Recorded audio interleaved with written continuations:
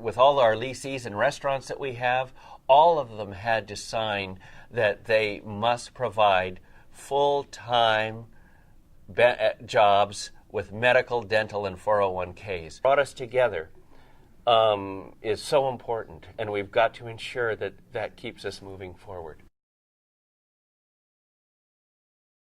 I did not want a tent in the field. I wanted an attractive building. I wanted 100% control of the development board that other tribes don't have. I wanted to be able to pick out the color of the carpet.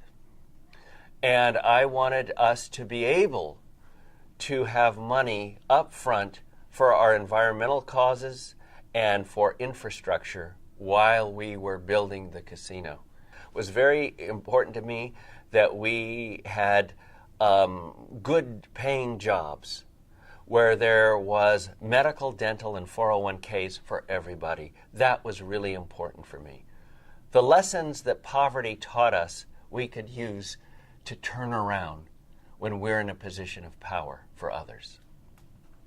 I did this because it was the right thing and it was the opportunity, and my people would have done it regardless. And I knew that with casino resorts, there were many good examples of bad examples out there. And there's so many wonderful things about this tribe. We have amended our constitution to prohibit disenrollment. You hear about all the disenrollment and the greed. We're the first tribe in the United States of America to amend its constitution to prohibit disenrollment. So we cannot disenroll members.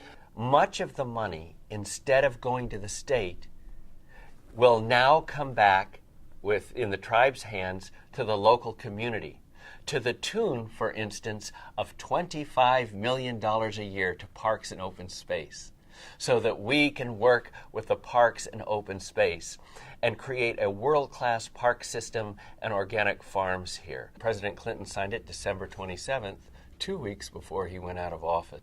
By that, Clinton signing that bill, by going through both houses, and Clinton ultimately signing the bill, that bill recognized that we were illegally terminated and restored us to a recognized American Indian tribe.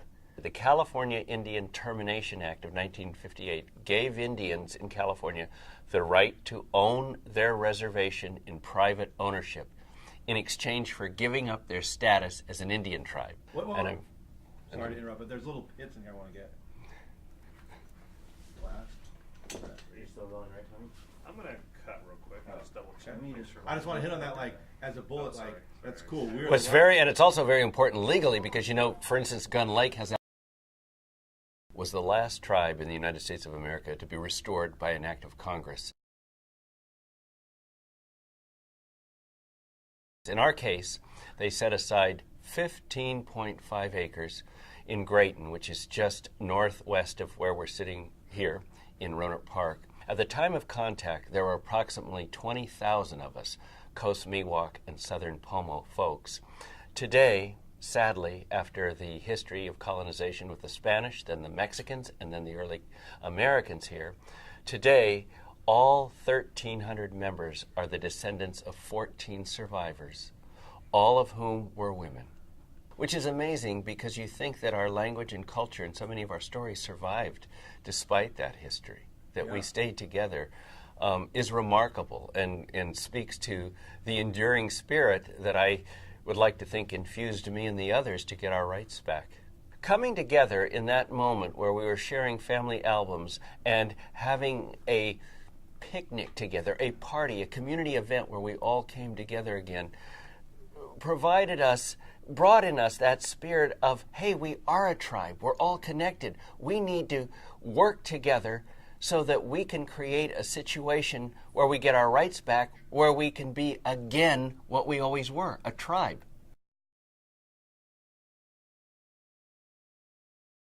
We wanted something that was beautiful, and since we have this great location, let's make sure that we have the most incredible building.